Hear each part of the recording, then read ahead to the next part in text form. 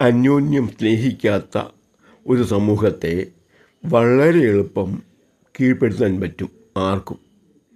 അതാണ് ഭാരതത്തിന് പറ്റിയ ഒരു വലിയ അബദ്ധം. ആർക്കും ഇവിടെ ഹിന്ദുക്കളുടെ മേൽ കുതിര കയറാവുന്നൊരവസ്ഥ വന്നു. അത് ഹിന്ദുക്കളായിരം തട്ട തമ്മിൽ ഒരു സ്നേഹവും ഇല്ലാത്ത അകറ്റി നിർത്തുന്ന ഒരു ഗ്രൂപ്പ്, ഒരു വലിയ ഒരു ഗ്രൂപ്പ്, അനേക തട്ടുകളില്ല. ഈ തട്ടുകളിലായിട്ട് നിൽക്കുന്നവർ തമ്മിൽ സ്നേഹമോ അടുപ്പമോ ഇല്ല. ഇത് മനസ്സിലാക്കാൻ പുറത്തുനിന്ന് കച്ചവടത്തിന് വന്ന വിദേശീയർക്ക് വളരെ എളുപ്പമായിരുന്നു. അവരിത് മനസ്സിലാക്കി. ഇവിടുത്തെ സാഹചര്യങ്ങൾ അറിഞ്ഞു. അന്യോന്യൊരു കൂടിയ ഒരു സമൂഹമല്ല. അവർ തട്ടുതട്ടായിട്ട് നിൽക്കുന്നു. അവനവൻ്റെ കാര്യത്തിൽ നോക്കി ജീവിക്കുന്നു. ആരും ഒരു ഗ്രൂപ്പ് മറ്റേ ഗ്രൂപ്പിനോട് യാതൊരു ബന്ധവുമില്ല. അകറ്റി നിർത്തിയിരിക്കുക തമ്മിൽ. ഇതെല്ലാ ഗ്രൂപ്പും അങ്ങനെ തന്നെയായിരുന്നു, താഴെ മുതൽ മുകളിൽ വരെ. ഈ ഒറ്റയ്ക്ക് നിന്ന സമൂഹങ്ങൾ കീഴ്പ്പെടുത്താൻ വളരെ എളുപ്പമാണ്. സാമാന്യ ബുദ്ധിക്ക് മനസ്സിലാകുന്നൊരു കാര്യമാണ്. അങ്ങനെ നല്ലൊരു പരിധി കിടപ്പുണ്ടെന്ന് അറിഞ്ഞുകൊണ്ട് അവരെ പുറത്ത് ഒന്നൊന്നായിട്ട് വന്ന് കീഴ്പ്പെടുത്തിക്കൊണ്ടിരുന്നു. എളുപ്പമായിരുന്നു. വലിയ പ്രശ്നങ്ങളൊന്നുമില്ലാതെ കീഴ്പ്പെടുത്തി. ഏറ്റവും ലാസ്റ്റ് യൂറോപ്യൻസാണ് വന്നത്. പലരും വന്നവർക്കൊന്നും പ്രയാസമില്ല. ആരെയും കീഴ്പ്പെടുത്താം. എത്രയോ എളുപ്പം. നിസ്സാരമായ രീതിയിൽ കീഴ്പ്പെടുത്തി അവരെ കച്ചവടത്തിന് വന്നവൻ അന്യരാജ്യക്കാർ ഇവിടെ വന്ന് ഭരിക്കുക. ഇവിടെ കഴകത്തിൽ ഉള്ളവരില്ല. കാരണം അന്യോന്യം പൊരുതി നിൽക്കുക. കാരണം ഈ തരംതിരിവ് കാരണം ഒരു ഗ്രൂപ്പ് മറ്റേ ഗ്രൂപ്പുമായിട്ട് യാതൊരു ബന്ധവുമില്ല.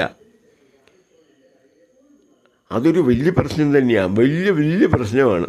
അത് ലോകത്തിനൊരു പാഠമാണ്. ലോക ജനത അത് മനസ്സിലാക്കിയിട്ടുമുണ്ട്. അതുകൊണ്ടാണ് അവർ പലരും ഇന്നും ഗ്രൂപ്പായിട്ട് നിൽക്കുന്നത്. ഹിന്ദു ഇന്നും ഗ്രൂപ്പ് ആകുകയില്ല. ഭയങ്കര എതിരെ അന്യോന്യം. തമ്മിൽ ഒരു വ്യത്യാസമില്ലാത്ത മനുഷ്യന്മാർ, യാതൊരു വ്യത്യാസവും രക്തത്തിലോ മറ്റ് സ്വഭാവത്തിലോ ഒന്നുമില്ലാത്ത ഹിന്ദുക്കളായ യോഗികൾ, മഹായോഗികളുടെ പിന്തുടർച്ചക്കാരാണ് ഹിന്ദുക്കൾ. അല്ലാതെ മണ്ടന്മാരോ ഉള്ളുകലാത്തോ അല്ല. എത്ര സ്ട്രെങ്ത് ഉണ്ടെങ്കിലും തമ്മിലൊരു കൂട്ടായ്മയില്ലാതെ അനേക കഷ്ണങ്ങളായിട്ട് നിർത്തിയാൽ ബലം തീരെ കാണുകയില്ല. ആർക്കും തോൽപ്പിക്കാം വളരെ എളുപ്പം. അതുകൊണ്ട് വളരെ ദൂരെ നിന്നൊക്കെ വന്നു ബുദ്ധിമുട്ടിയാണെങ്കിലും മറ്റെങ്ങും ലോകത്തിൻ്റെ എങ്ങും ഇത്രയും ഈസിയായിട്ട് തോൽപ്പിച്ച് കൈയടക്കാൻ പറ്റിയിട്ടില്ല. 10,000 കൊല്ലം അന്യൻ്റെ കീഴിൽ കിടന്ന് ഞെരിഞ്ഞതിന് കാരണം. എന്നിട്ടും ഇപ്പോൾ പഠിച്ചിട്ടില്ല. ഇപ്പോഴും തമ്മിൽ തൊഴുത്തി കുത്താം. ഇത്രയും ജാതി ഇല്ലാതെ വന്നു. ഇപ്പം ജാതി നിയമം കൊണ്ട് നിരോധിച്ചു, എല്ലാം ഉണ്ട്. എന്നാലും പോലെ ചില സൂചനകളൊക്കെ ഈ അടുത്ത കാലത്ത് കണ്ടപ്പോൾ എനിക്ക് തോന്നി അങ്ങനെ. എന്താ വ്യത്യാസം? ഈ തമ്മിൽ സഹകരിച്ച് പോകേണ്ടതല്ലേ ഹിന്ദുക്കൾ? ഇനിയും ഇങ്ങനൊരു അവസ്ഥ ഇനിയും ഉണ്ടാക്കി വയ്ക്കാനാണോ ഈ തരംതിരിഞ്ഞിരിക്കുന്നത്? എന്തിനാ തരംതിരിഞ്ഞ്? അന്യൻ്റെ കീഴിലാകാൻ ഇനി ആഗ്രഹമാണെന്ന് തോന്നിപ്പോവും ഇങ്ങനെ ഇത് കണ്ടു കഴിയുമ്പോൾ. ഒരു തരംതിരിവും ഇനി ആവശ്യമില്ല.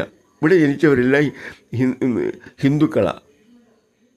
ഇന്ത്യയിൽ ജനിച്ചത് യോഗികളുടെ പിന്തുടർച്ചക്കാരാണ്. മഹായോഗികളുടെ, വാൽമീകിയുടെയും വേദവ്യാസൻ്റെയും ഒക്കെ പിന്തുടർച്ചക്കാരാണ് നമ്മൾ. അതിൽ കുറേ ഞെളിഞ്ഞ് നിന്നോണ്ട് ഞാനാ വലിയ പുള്ളിയെന്ന് പറഞ്ഞ് മണ്ടത്തരം വൃത്തികേടുക. എല്ലാവരും ഒരുപോലെയാണ്. മനുഷ്യൻ ബുദ്ധി വികസിക്കാത്ത കാലത്ത് എന്തെങ്കിലും കാട്ടിക്കൂട്ടിയെന്ന് വെച്ചു. ഇപ്പോഴെങ്കിലും എനിക്ക് ദോഷമൊന്നും മനസ്സിലാക്കുന്നില്ലല്ലോ ഇവിടുത്തെ ഹൈന്ദവ ജനത. ഒരു രീതിയിലും സഹകരണമില്ലാത്തൊരു രീതിയിലാണ് പോകുന്നത് മുന്നോട്ട്. സഹകരിക്കുന്നില്ല. അന്യോന്യം ശല്യമൊന്നും ചെയ്യുകയില്ല, നിയമം അനുവദിക്കുകയില്ല. പിന്നെ തന്നെയല്ല, പരിഷ്കരിച്ച മനുഷ്യനായതുകൊണ്ട് അന്യോന്യം മനസ്സുകൊണ്ട് എന്തെങ്കിലും തോന്നിയാലും പുറത്ത് കാണിക്കുകയില്ല. ഒത്തിരി പരിഷ്കരിച്ചു മനുഷ്യൻ, ഒത്തിരി വികസിച്ചു കഴിഞ്ഞു മനുഷ്യൻ, ബുദ്ധിപരമായിട്ടും സാംസ്കാരികമായിട്ടും. അതുപോരാ, മറ്റു ഗ്രൂപ്പുകൾ എങ്ങനെയാണോ അന്യോന്യം സഹകരിക്കുന്നത്, എന്ന് കണ്ടു പഠിക്കേണ്ടത് തന്നെയാണ്. അത് പഠിക്കണം, ശിക്ഷപ്പെടണം അന്യനെ, എങ്കിലേ മുന്നോട്ട് പോകാനൊക്കെ ഉള്ളൂ. ശരിയായാൽ അന്യോന്യം സഹകരിച്ച് എന്തെങ്കിലും പോരാളിയുള്ളവരെ ചേർത്ത് നിർത്തി അതെന്താണെന്ന് അറിഞ്ഞ് അവരെ സഹായിച്ച് മുന്നോട്ട് കൊണ്ടുവരാനുള്ള ശ്രമം നടത്തേണ്ട ഓരോ വ്യക്തിക്കും ഉത്തരവാദിത്തമുണ്ട്. ഇന്ത്യയിൽ ഒരു പോരാളി ഉള്ളവരെ അറിഞ്ഞാൽ കഴിവനുസരിച്ച് എല്ലാ രീതിയിലും വേണ്ട സഹായം കൊടുക്കണം, ചേർത്ത് നിർത്തണം അന്യോന്യം എല്ലാവരും. അങ്ങനെ പോകേണ്ട സമൂഹം ഇന്നും അതിന് അങ്ങോട്ട് കൂട്ടാക്കുന്നില്ല. സ്വാർത്ഥത ഓരോരുത്തർക്കും ഇന്നും ഉണ്ട് ഓരോ കാര്യത്തിൽ. അതും കൊണ്ട് നടന്നാലൊന്നും കെട്ടുറപ്പാകില്ല സമൂഹത്തിന്.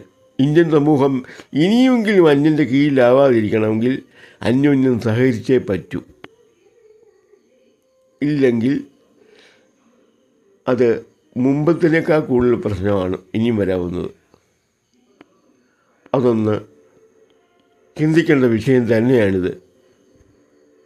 അടുത്ത കാലത്തുണ്ടായ ചില പ്രശ്നങ്ങൾ കാണുമ്പോൾ ഇവിടെ വേണ്ടത്ര ചേർച്ചയില്ലല്ലോ സമൂഹങ്ങൾ തമ്മിൽ. എന്ത് സമൂഹ വ്യത്യാസമാണ്, ഒന്നും തന്നെ. ഹിന്ദുക്കളെല്ലാം ഒന്നു തന്നെ. അല്ലാതെ എല്ലാവരും ചെയ്യുന്ന ഒരേ രീതിയിലുള്ള ആരാധനയാണ്, ഒരേ രീതിയിലുള്ള സംസ്കാരമാണ്. പ്രാർത്ഥന ഒരുപോലെയാണ്, ഒരേ ഭക്ഷണമാണ്, ഒരേ സ്ഥലത്താണ് പോകുന്നതും. ക്ഷേത്രത്തിൽ ഒരു ഭാഗവത യജ്ഞം നടന്നാൽ അവിടെ കൂടുന്ന എല്ലാ ജാതിക്കാരും അവിടെ കൂടും. എന്താ വ്യത്യാസം? എന്തിനായി വ്യത്യാസം? ഇപ്പോഴും ഒന്നും ചേരാൻ പറ്റുന്നില്ലല്ലോ. ഒത്തുചേർന്ന് മുന്നോട്ട് പോകേണ്ടത് തന്നെയല്ലേ. ഒത്തിരി അനുഭവിച്ചതല്ലേ. ഇവിടെ വന്ന് കണ്ടപ്പോൾ ബ്രിട്ടീഷുകാരനാണ് ഏറ്റവും കൂടുതൽ കാണിച്ചത്. അതായത് 2 രാജ്യങ്ങൾ, ഈ 600-ലധികം നാട്ടുരാജ്യങ്ങൾ അന്യോന്യം പൊരുതി കഴിഞ്ഞുകൊണ്ടിരിക്കുകയായിരുന്നു. അന്യോന്യം ഒരു കോല് വെക്കുക. ആദ്യം അത് മനസ്സിലാക്കി ഒരാളെ കണ്ട് അയാളുടെ ശത്രുവിനെ നമുക്ക് തോൽപ്പിച്ച് തരാം, ഞങ്ങൾ നിങ്ങളെ സഹായിക്കാം. വലിയ സന്തോഷമായി. ഒരു നാട്ടുരാജാവിനോട് പറഞ്ഞതാണ്. അദ്ദേഹം കൂടെ കൂട്ടി യുദ്ധം ചെയ്ത് മറ്റവരെ തോൽപ്പിച്ച് കഴിഞ്ഞപ്പോൾ ഒരു പ്രശ്നം. ഞങ്ങളുടെ യുദ്ധച്ചെലവിനത്തിൽ ഞങ്ങൾക്ക് ഇത്ര കോടി രൂപ തരണം. ബ്രിട്ടീഷുകാർ ആവശ്യപ്പെട്ടു, അതിന് മുമ്പുള്ളവരും ആവശ്യപ്പെട്ടു. അത് കൊടുക്കാൻ ആ രാജ്യത്തിന് ഒരിക്കലും കപ്പാസിറ്റി ഇല്ല. അങ്ങനെ ഒരു തുകയാണ് ചോദിച്ചത്. ആ തുക ചോദിച്ചത് അതിനെ കീഴ്പ്പെടുത്താൻ തന്നെയാണ്. എന്നാൽ ഒരു കാര്യം ചെയ്യുക, ആ രാജ്യം തൽക്കാലം ഞങ്ങളുടെ കയ്യിലിരിക്കട്ടെ, തൽക്കാലത്തേക്ക് ഒരു കൊല്ലത്തിനുള്ളിൽ പൈസ തന്നാൽ മതി, തിരിച്ച് തന്നേക്കാം. ഇവിടെ 10 കൊല്ലം കഴിഞ്ഞാൽ 100 കൊല്ലം കഴിഞ്ഞാൽ തിരിച്ച് കൊടുക്കുകയില്ല. അത്ര വലിയ തുകയാണ് ചോദിച്ചത്. ബ്രിട്ടീഷുകാരനത് അറിയാം, കൊടുത്തില്ല. അങ്ങനെ 2 പ്രാവശ്യം അവധി പറഞ്ഞു. പിന്നെ അവരെ ആവശ്യപ്പെടുത്തി. ആദ്യത്തെ പുള്ളി ഈ യുദ്ധം ചെയ്യാൻ ബ്രിട്ടീഷുകാരനെ കൂട്ടുപിടിച്ച് ഇടത്തിൽ അങ്ങനെ ക്ഷയിച്ച് കിടക്കുക സ്ഥലപരമായിട്ട്. അയാളെയും അങ്ങ് തോൽപ്പിച്ചു. ഏതൊക്കെ മറ്റേൻ്റെ കടവും തീർന്നില്ല, കുറേ കൂടെ കിട്ടാനുണ്ടെന്ന് പറഞ്ഞ്. അങ്ങനെ 2 രാജ്യം കൈ വന്നല്ലോ. ഇതുപോലെയാണ് ഈ 600-ലധികം നാട്ടുരാജ്യങ്ങളിൽ ഹിന്ദുക്കളായ രാജാക്കന്മാരായിരുന്നു ഭൂരിഭാഗവും. എല്ലാവരെയും തോൽപ്പിച്ചു. മുസ്ലിങ്ങളുണ്ടായാലും അവരെയും തോൽപ്പിച്ചു. ഇതാണ് സംഭവിച്ചത്. അന്യോന്യം കോല് വെച്ച് അന്യോന്യം സഹകരണമില്ലാതെ മുന്നോട്ട് പോയാൽ വരുന്ന വിപത്ത് ഒത്തിരി അനുഭവിച്ച ഒരു രാജ്യക്കാരായ ഇന്ത്യക്കാർ. ഇത്രയും അനുഭവിച്ചവർ ഈ ലോകത്തിൽ വേറെ ആരുമില്ല, ഇന്ത്യക്കാർ മാത്രമേ ഉള്ളൂ. ഒത്തൊരുമയില്ലാത്തതുകൊണ്ട് അന്യോന്യം വെട്ടി നശിച്ചവർ, അന്യൻ്റെ കീഴിലായിപ്പോയവർ. ഇപ്പോഴും മനസ്സിലാകാത്തൊരു വർഗം. ഒരു 15 കൊല്ലം മുമ്പ് നടന്നൊരു കഥയാണ്. ഒരാൾക്ക് ഒരു 2.5 ഏക്കർ സ്ഥലം നന്നായിട്ട് കഴിയുന്നു, കുഴപ്പമില്ല. അവരുടെ മക്കളാരുടെ ഗൾഫിൽ പോയി പൈസയൊക്കെ ഉണ്ട്, ചുറ്റുപാട് വളരെ നന്നായിട്ട് കഴിയുന്നു. അമ്മാവൻ്റെ സ്ഥലം ചേർന്ന് കിടപ്പുണ്ട് 5 ഏക്കർ. അപ്പം ഇവരുടെ 5 ഏക്കർ, ആദ്യം 2.5 ഏക്കർ സ്ഥലമുള്ളവർ പല കാരണം കൊണ്ടും പല ആവശ്യങ്ങൾക്കും വിൽക്കുകയൊക്കെ ചെയ്തിട്ട് 2.5 ഉള്ളിപ്പം. അമ്മാവൻ താമസിക്കുന്ന അവിടെ അല്ല, വേറൊരു സ്ഥലം കൂടെ ഉള്ളതുകൊണ്ട് ഭാര്യ വീതം അമ്മയുടെ വക. അപ്പം ആ സ്ഥലം വിൽക്കുന്ന ആരോ പറഞ്ഞു കേട്ട് അമ്മാവൻ്റെ സ്ഥലം വിൽക്കുന്നുണ്ടോ എങ്കിൽ ഞങ്ങൾ എടുത്തോളാം എന്ന് പറഞ്ഞു. ഓ എവിടെ, ഞങ്ങൾ ഞങ്ങൾക്ക് വിൽക്കേണ്ട ആവശ്യമില്ല, ന്യായമായ റിലേഷൻഷിപ്പ് കൊണ്ട് താനും. 1.5 മാസം കഴിഞ്ഞ് അവിടെ അളന്നിരിക്കാൻ ആൾ വന്നപ്പോഴാണ് 1.5 മാസം കഴിഞ്ഞു അത് അറിയുന്നത്. അത് അതിന് ശേഷം ആ കച്ചവടം വിറ്റെന്നും. ഇതാണ് സ്ഥിതി. ഒരിക്കലും സ്വന്തക്കാരെ സഹായിക്കുന്നത് പ്രകൃതം ഒരു കാരണവശാലും ഒരു ഹൈന്ദവനുമില്ല. സ്വന്തക്കാരനിട്ട് ഓല് വെക്കാൻ അന്യനെ കൂട്ടുപിടിക്കുന്ന പ്രകൃതമാണ്. എപ്പോഴും അങ്ങനെയാണ് കണ്ടിട്ടുള്ളത്. അങ്ങനെ ഒരു സമൂഹം എങ്ങനെയാണ് വളരുന്നത്? അങ്ങനെ ഒരു സമൂഹത്തിന് കെട്ടുറപ്പുണ്ടാകുന്നത് എങ്ങനെയാണ്? അന്യന് കീഴ്പ്പെടുത്താൻ എന്ത് എളുപ്പമാണ്. ഇതൊരനുഭവതയായി പറഞ്ഞത്. ഇതേപോലെയാണ് ബ്രിട്ടീഷുകാരനും യൂറോപ്യൻസോട് പറഞ്ഞത്. മുസ്ലിംസ് ആ അഭ്യാസം ഇറക്കുമെന്ന് അറിയത്തില്ല, ആ ചരിത്രത്തിൽ ഞാൻ വായിച്ചിട്ടില്ല. ഇതങ്ങനെയായിരുന്നു, ഇങ്ങനെയായിരുന്നു ഇത്. യൂറോപ്യൻസ് എല്ലാം ഈ അഭ്യാസം ഇറക്കി. ബ്രിട്ടീഷുകാർ ഏറ്റവും കൂടുതൽ ഈ അഭ്യാസം ഇറക്കിയത്. തോൽപ്പിക്കാൻ വളരെ എളുപ്പമായിരുന്നു. അതുകൊണ്ട് പെട്ടെന്ന് ഒരു മഹാരാജ്യത്തെ മുഴുവൻ കീഴിലാക്കി. ബ്രിട്ടൻ എന്ന് പറയുന്നത് ചെറിയൊരു രാജ്യമാണ്. ഇന്ത്യയുടെ എത്ര ചെറുതാണ്, എന്നിട്ടും കീഴ്പ്പെടുത്തി. ഇതാണ് ഈ ഒത്തൊരുമയില്ലാതെ വന്ന കുഴപ്പം. അതിൻ്റെ മൂല കാരണം ഈ 1200 കൊല്ലം മുമ്പ് ഉണ്ടായ ചാതുർവർണ്ണ്യം. ഉണ്ടായിട്ട് 7500 കൊല്ലമായി. പക്ഷേ അത് മാത്രം ഇതിൻ്റെ ഈ ചാതുർവർണ്ണ്യം അല്ല സത്യത്തിൽ പ്രശ്നം വന്നത്. ഈ ജാതി തിരിവ്, അയിത്തം കൽപ്പിക്കൽ, അത് 1200 കൊല്ലമായുള്ളൂ വന്നിട്ട്. അന്ന് മുതൽ അധപ്പതനം ആരംഭിച്ചത്. അന്ന് മുതലേ ഇവിടെ കുഴപ്പമുള്ളൂ. ഇന്നും മനസ്സിലാകാത്തൊരു സമൂഹമാണ് ഇവിടുത്തെ ജനം. വലിയ സങ്കടകരമാണ് ഇത് ഓർക്കുന്നത് തന്നെ.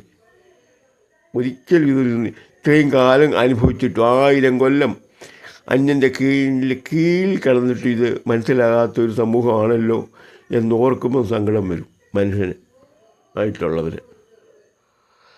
ഓക്കെ.